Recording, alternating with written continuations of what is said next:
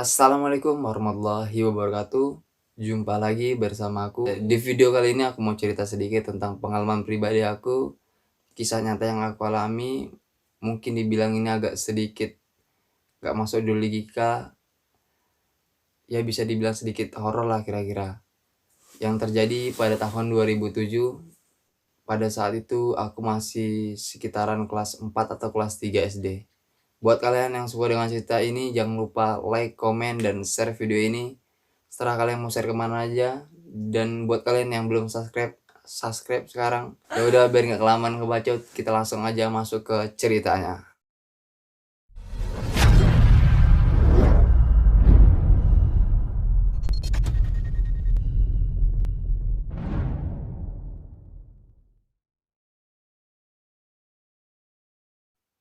Kisah ini terjadi sekitaran tahun 2007, di mana di saat itu aku masih sekolah 3 atau kelas 4 SD. Dan kebetulan sekolah yang zaman dulu itu gak seperti sekarang. Dulu itu kami masuk seperti biasa jam 7 pagi, harus sudah datang di sekolahan. Kebetulan rumah aku ini nggak begitu jauh dari sekolahan, tapi jalan menuju sekolahan itu masih diselimuti sama pepohonan, hutan-hutan gitulah pokoknya. Pohon-pohon besar, pohon-pohon karet, pohon-pohon jengkol, dan semak-semak gitu.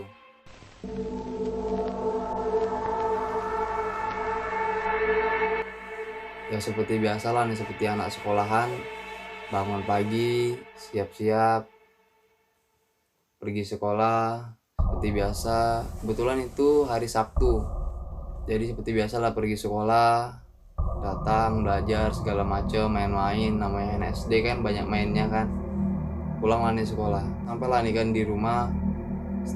Kebetulan di saat itu aku masih ngaji di salah satu TPQ yang ada di Bintan. Pokoknya nggak jauh dari sekitar rumah lah, satu kampung pokoknya.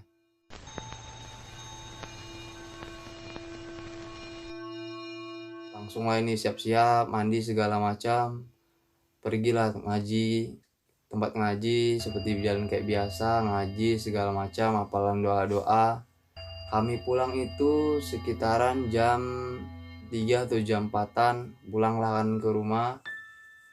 Pulang sampai di rumah, ganti baju segala macamnya, mainlah nih, main tempat teman segala macam, keluyuran mana-mana yang namanya anak SD ya kan. Pas pulang, kebetulan dulu aku masih SD itu sering nginep di tempat mbah. Kebetulan rumah mbah aku nih nggak jauh dari tempat aku tinggal.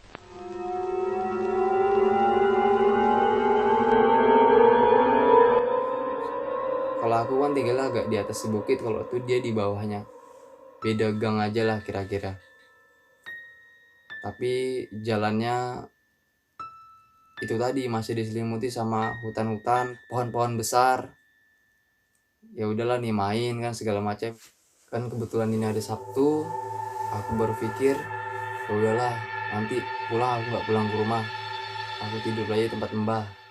Kan seperti biasanya aku emang setiap libur aku emang tidur di tempat mbah aku.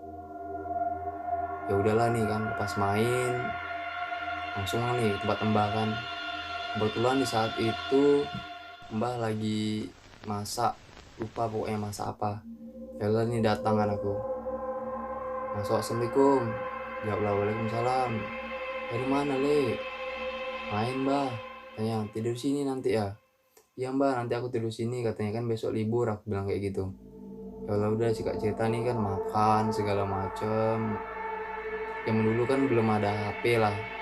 Udah lah, makan seperti biasa, cerita-cerita sama mbah. Sampai lah nih sekitaran jam 5 lewat,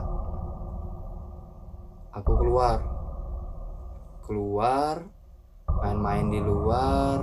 Biasa namanya anak SD kan masih main sembarangan, entah HP dimainin. Tiba-tiba aku tertuju sama pohon besar, dimana saat itu pohon besar jengkol.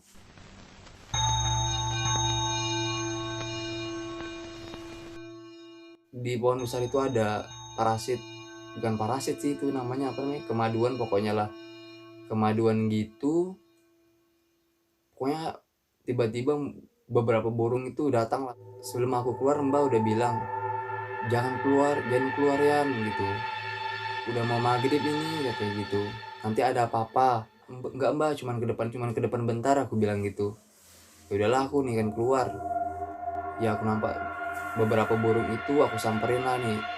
Dimana pada saat itu aku inisiatif untuk nembak burung itulah pakai ketapel karet itu. Tembak lah nih kan, sap, gak kena. Sekitar ada 5 atau 6-an burung gitu. Pokoknya situ ada tinggal satu, yang lain pada terbang gitulah.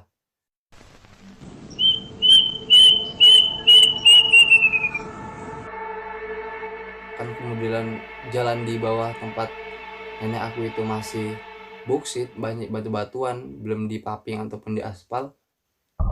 Aku ambil batunya dari situ, aku tembak-tembak itu. Burung itu gak kena-kena. Aku ambil batunya di bawah, kan itu jongkok posisinya, ambil batu. Pas aku mau berdiri, aku lihat ada sosok anak kecil di depan, sekitaran umur 4 atau 5 tahun gitulah. Sosok yang bulat itu fisiknya, matanya hitam semua, kulitnya pucat, sama dia hanya pakai kain putih tapi nggak full sampai kaki gitu.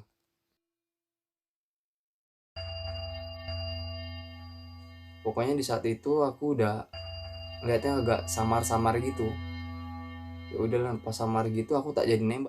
Dia mau ngajak aku kemana gitu pokoknya intinya. Ya udahlah, aku tak nggak sadar lagi aku itu ngikutin dia sembari dia cerita, sosok anak kecil itu sembari dia cerita.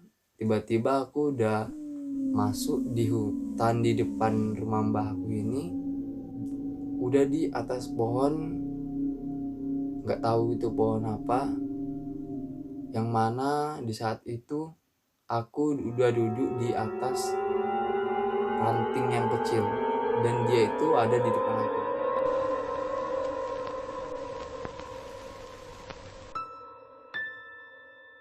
Dan dia terus bercerita tapi aku nggak inget lagi dia ceritain apa itu. Dan menjelang, kan itu udah terjadi tadi udah jam 5 lewat.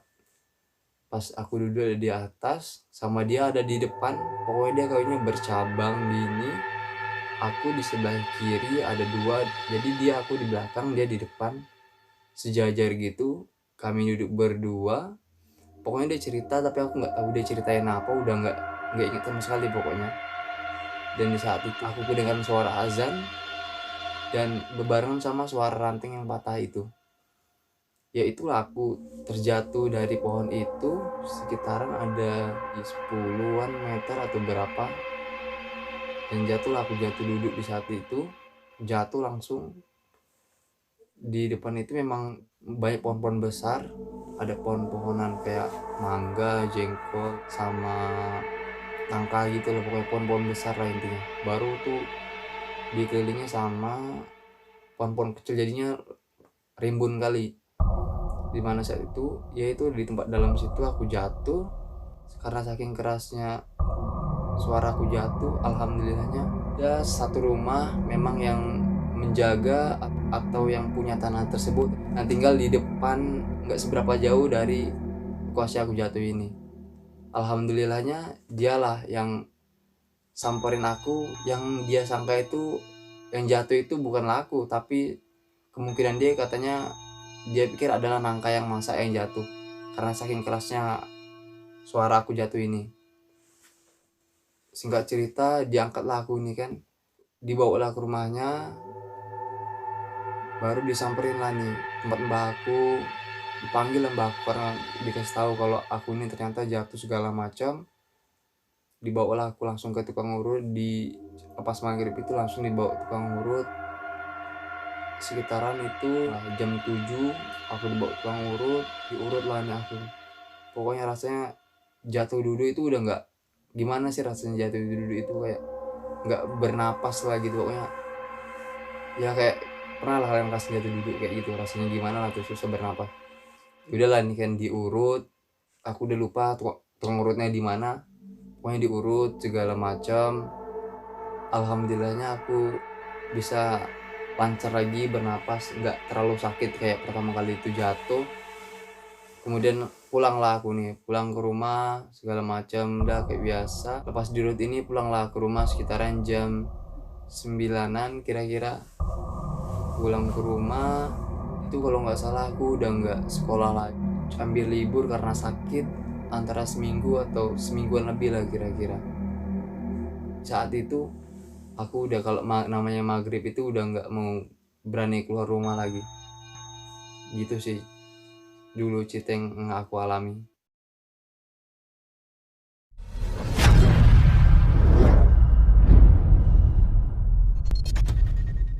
Ini buat kalian yang suka cerita ini jangan lupa like, komen, dan share video ini. Dan buat kalian yang belum subscribe channel ini sekarang biar nggak ketinggalan video terbaru dari channel ini.